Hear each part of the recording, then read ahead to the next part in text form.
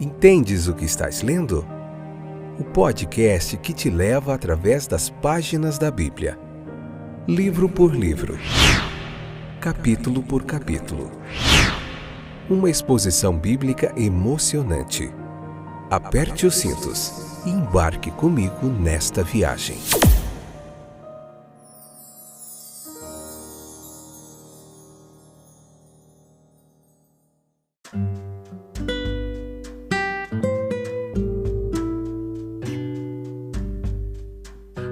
Olá, estou de volta, eu sou o Fábio e esse é mais um episódio do nosso podcast Entendes o que estás lendo? Um fantástico momento de reflexão bíblica. Estamos na terceira temporada, vendo o livro de Êxodo. Hoje o capítulo 7, a parte 2, o episódio 181. Espero que você continue conosco durante todo esse ano de 2022, que a gente possa estar juntinho estudando a Bíblia. Nós conseguimos fazer isso desde maio do ano passado, mais da metade do ano de 2021. Espero que esse ano a gente consiga novamente, nós juntos continuamos aprendendo da palavra de Deus. Deus nos dê graça e força, sabedoria, capacitação para nós continuarmos fazendo esse trabalho que tem sido muito joia, um momento de muito aprendizado.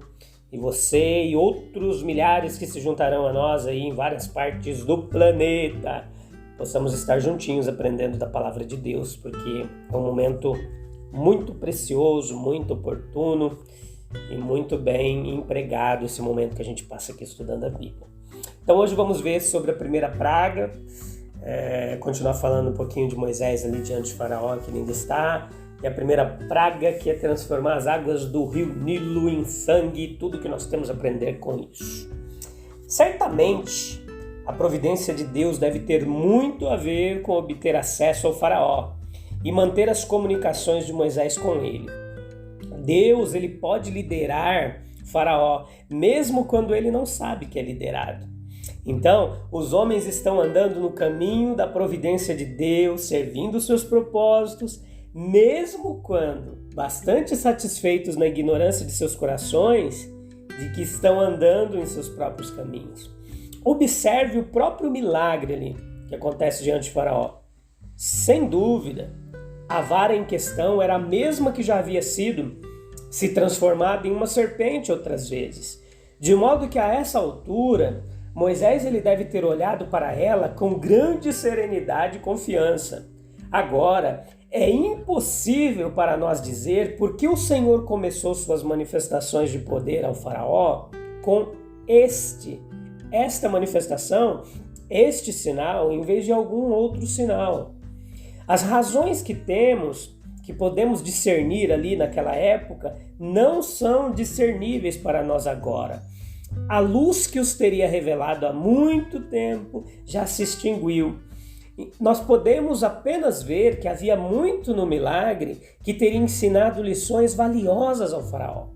Se apenas ele o tivesse recebido na simplicidade de quem está realmente procurando a verdade e orientação, ele, Faraó, teria aprendido a não desprezar a ausência de promessa na aparência externa das coisas. Note comigo que ele teria aprendido que uma coisa não é ridícula porque alguém ri dela somente. Ele teria sentido também que, como a vara, inocente em si própria e não impotente, tornou-se repentinamente uma serpente perigosa, e então esse Moisés, humilde, insustentável e impotente como parecia aos olhos de Faraó, também pode se tornar de uma vez uma força destruidora, totalmente além da resistência de qualquer defesa egípcia. Não devemos se esquecer que a escolha deste sinal particular, ele pode ter sido influenciado pelo fato de que os mágicos tinham um truque favorito e imponente de sua arte, que para olhos não instruídos se assemelhava ao milagre de Moisés. Aqueles mágicos, eles pareciam fazer, por sua magia, o que Moisés realmente fez pelo poder divino. E assim a sua habilidade, embora tivesse como resultado um renovado desafio a Jeová por parte do Faraó, teve outro resultado nisso, que levou a um fortalecimento da fé de Moisés. Ele pode não ser capaz de explicar como os mágicos fizeram as suas maravilhas, mas ele sabia muito bem que não era um mago e que sua vara havia sido divinamente transformada. Qualquer que seja a causa em ação para mudar os outros ali. Então, finalmente, qualquer perplexidade que permaneceu na mente dele foi varrida quando ele viu o poder de Deus se elevando supremo sobre uma mera trapaça e engano dos mágicos. A serpente de sua vara engoliu as serpentes dos magos. Aqueles mágicos sabiam que suas maravilhas eram maravilhas mentirosas. Eles sabem que quaisquer que sejam as suas pretensões, não estão agindo em um serviço direto e humilde ao poder do poder sobrenatural. Eles sabem que quando o faraó confia neles, ele confia na mentira. Além de tudo isso, eles deviam saber que havia algo na transformação da vara que Moisés tinha na mão, que precisava ser explicado. Os mágicos entendem os truques uns dos outros muito bem, e deve ter sido evidente para eles que Moisés não era um mágico. Eles sabem em sua consciência que ele é maior do que eles. Mas o que eles podem dizer? Comprometidos com as mentiras, eles devem continuar com elas. Eles devem fingir ter tanto poder quanto Moisés, mesmo que não tenham. E assim as necessidades induzidas de suas artes sombrias e secretas os compelem a esconder a verdade dos olhos de Faraó.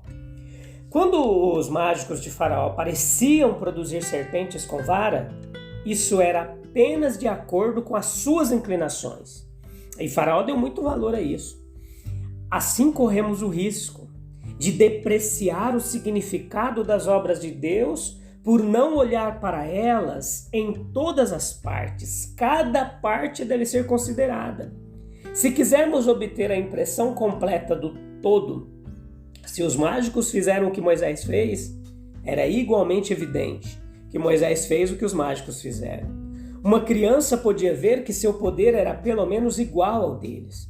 Se o faraó não tivesse sido cegado pela vaidade, pela confiança tradicional em seus mágicos, ele teria exigido que esses mágicos fizessem algo mais do que Moisés havia feito. Que ilustração temos aqui de como, quando o homem se afasta dos pensamentos retos de Deus, ele logo passa a chamar o mal de bem e o bem de mal. O faraó acredita em seus magos mentirosos, embora não acredite no servo verdadeiro de um Deus verdadeiro. E depois de tudo isso aqui, nós vemos o Nilo se transformando em sangue, do versículo 14 ao 25 do capítulo 7. Você pode ler o capítulo 7, com calma, em silêncio, em oração, e ouvir a nossa explicação para você compreender de uma forma mais abrangente, ampla e compreensível. A primeira de uma série de pragas que caiu sobre o Egito teve um caráter verdadeiramente terrível. O rio Nilo, de repente, ele assumiu o tom, as qualidades e semelhanças do sangue. Também atingiu reservatórios, canais e lagoas. Quaisquer que sejam a conexão que possa ser traçada entre essa praga e os fenômenos naturais, é claro que ela se situava em uma base inteiramente diferente das mudanças produzidas sob condições puramente naturais. A água foi tornada totalmente imprópria para uso, tornou-se mortal em suas propriedades e o acontecimento foi instantâneo, foi pré-anunciado, ele desceu sobre o rio por convocação de Moisés e Arão.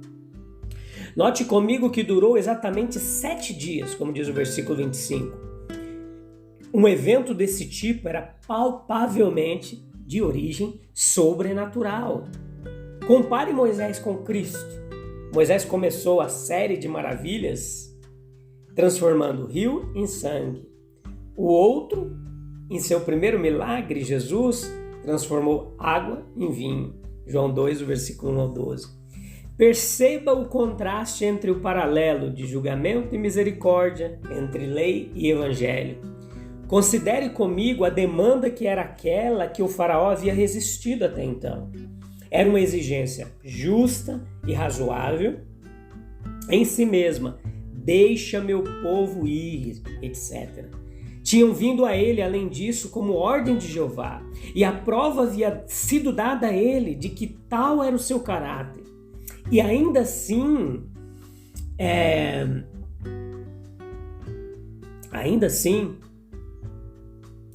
ele resistiu.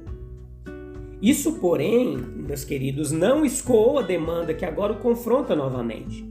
Faraó, ele não atenderia livremente o comando. Ele agora deve ser compelido a atender. Se ele não se curva à razão, à persuasão e às evidências, ele deve se curvar ao poder. Uma calamidade sem precedentes alcançaria sua terra. Nisto saberás que eu sou o Senhor. Eis que ferirei com a vara. Versículo 17. Perceba comigo que a destruição do Nilo foi uma prova do poder de Jeová, mostrou que ele era um ser realmente existente, demonstrou a sua supremacia na natureza, manifestou a sua determinação de punir a resistência à sua vontade. Foi um golpe na idolatria egípcia. Ele transformou o rio Nilo, que por sua vez era adorado como uma divindade, em um objeto de repugnância, fonte de morte para os seus adoradores. Quão clara é a prova da vaidade dos ídolos e da indiscutível superioridade de Jeová.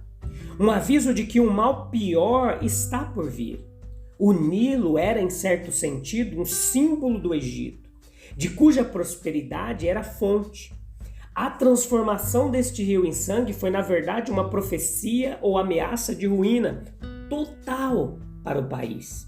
As pragas subsequentes que vieram são meramente o desdobramento da ameaça que está contida e inserida nesta praga. Note comigo que a remoção da praga ao final de 7 dias indicou a relutância de Deus em prosseguir até os extremos, mas o seu desejo revelado na sua vontade de manifestar a sua misericórdia. É muito perceptível que a praga ela foi removida sem ser pedida. E enquanto o faraó ainda endurecia o seu coração, Deus é tão longânimo que tentará todos os meios com os pecadores antes de finalmente enviar sua justiça.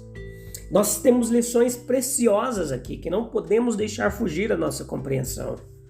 As lições para nós dessas pragas são as seguintes. Primeiro, a certeza das ameaças de Deus sendo executadas. Segundo, as terríveis punições que são reservadas para a desobediência. Terceiro, a facilidade com que Deus pode destruir uma nação e levá-la à ruína, segundo a sua vontade. A destruição do rio significou a paralisia imediata de todo o comércio, agricultura em todo o Egito. Se a praga durasse mais alguns dias, o resultado teria sido inevitavelmente a morte de toda a população. Nós chamamos isso de milagre, mas milagre é apenas a manifestação da mão que está o tempo todo trabalhando nos fenômenos da natureza e na história.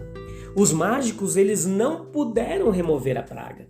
As tentativas dos mágicos de refutar as pretensões de Moisés apenas resultaram em tornar mais manifesto o caráter sobrenatural daquela praga. Da mesma forma, os esforços dos céticos, daqueles que não acreditam em Deus para refutar a origem divina da Bíblia ou do próprio livro, apenas terminam em tornar sua divindade mais aparente. Quanto mais exclusivamente você demonstra a razão humana que aquilo que existe não deveria existir, tanto mais você realça o milagre de sua existência. Esse deve ser o mais surpreendente de todos os fatos que ainda existem, apesar das objeções mais graves à sua existência. A água, um dos mais essenciais de todos os dons de Deus, tornou-se repentinamente inútil. Se toda a água do Egito tivesse desaparecido repentinamente, o castigo teria sido infinitamente menor. Em vez de água, havia sangue e corrupção. Foi um julgamento sobre a idolatria do Egito. As coisas que colocamos no lugar de Deus se tornarão uma abominação e um horror para nós. foi a revelação da culpa do Egito. Sob essas águas, os bebês de Israel haviam se afundado em sua luta desesperada contra a morte. Muito apropriadamente, o comentarista bíblico Matthew Henry, ele observa dessa praga o seguinte: um dos primeiros milagres que Moisés fez foi transformar água em sangue. Mas um dos primeiros milagres que nosso Senhor Jesus fez foi transformar água em vinho. Porque a lei foi dada por Moisés e foi uma dispensação de morte e terror. Mas a graça e a verdade, que como vinho alegram o coração, vieram por meio de Jesus Cristo. Beleza, meus queridos? A gente volta em breve no próximo episódio para nós continuarmos estudando a palavra de Deus juntos. Temos um encontro marcado, eu te encontro lá no próximo episódio. Beleza? Deus abençoe. Até breve. Tchau, tchau.